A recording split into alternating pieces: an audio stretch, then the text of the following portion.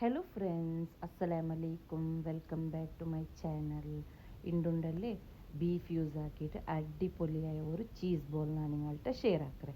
Video ഇഷ്ടമായെങ്കിൽ like ആക്കോർ, subscribe ആക്കോർ, ഷെയർ ആക്കോർ. ഫസ്റ്റ് ജണ്ട് ബಟಾಟೆ ನಾನಿവിടെ ಬೇಪಾಟಿಟ್ಟುಂಡಲ್ಲೇ ಸ್ಮ್ಯಾಶ್ ಹಾಕಿಟ್ಟು എടുത്തോണ്ടേ. ബീഫ് നിങ്ങൾക്ക് എത്ര ഇടോಗಿ ഇഷ്ടമുണ്ട് അത്ര ഇടോ.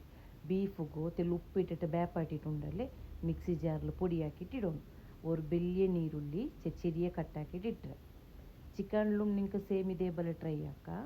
പിന്നെ ഞാനിവിടെ 1 2 3 നൂഡിൽസ് മസാല പൗഡർ ഇട്ടുകൊണ്ടുള്ള ഒരു 2 table spoon ಅಂದಾಜಲ್ಲಿಡೋರು.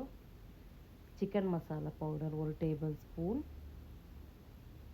Chilli flakes 1 table spoon. ഇത്തരം ഇൻഗ്രീഡിയൻസ് ഇട്ടിട്ട് ഇതൊരു ചന്ദനങ്ങ മിക്സ് ആക്കണം. ഞാനിതൊക്കെ എക്സ്ട്രാ ഉപ്പെന്തിട്ടോണ്ടില്ല. എന്താ വെച്ചാൽ ബീഫിൽ ഓൾറെഡി ഉപ്പുണ്ടു.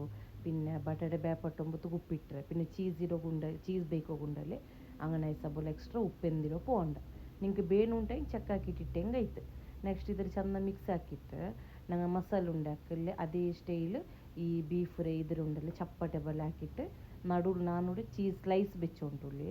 നിങ്ങൾ ഗ്രേറ്റ് ആക്കി ചീസ് ಬೇಯ್ക്കുക അല്ലെങ്കിൽ ചീസ് ക്യൂബ്സ് ചെറിയ പീസ് കട്ടാക്കിയിട്ട് ಬೇಯ್ക്കുക എങ്ങനെയും നിങ്ങൾക്ക് പ്രിപ്പയർ ആക്കാം.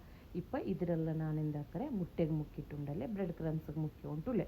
നിങ്ങൾ ഇത് ഫ്രീസറിൽ ഒരു തിങ്കളത്തോളം സ്റ്റോർ ആക്കുക. ഇങ്ങനെ ബ്രെഡ് ക്രംസ് മുക്കിയിട്ട് ഒരു പ്ലാസ്റ്റിക് ബാഗ്സുക അല്ലെങ്കിൽ പ്ലാസ്റ്റിക് ബോക്സിಗೆ എന്തെടുത്തുകായും ഇട്ടിട്ട് നെക്സ്റ്റ് ഇപ്പം ഞാനിതിരെ ഫ്രീസറിൽ വെച്ചെതിരെ എടുത്തിട്ട് ഡയറക്റ്റായിട്ട് ഫ്രൈ ആക്കിയോണ്ടുള്ളി.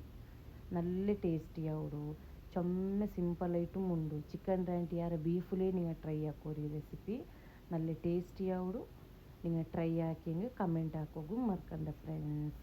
ഇപ്പോൾ ചീസ് ബോൾ റെഡി ആയിട്ട് വീഡിയോ ഇഷ്ടമായി ലൈക്ക് സബ്സ്ക്രൈബ് ഷെയർ ആക്കോರು ಫ್ರೆಂಡ್ಸ್.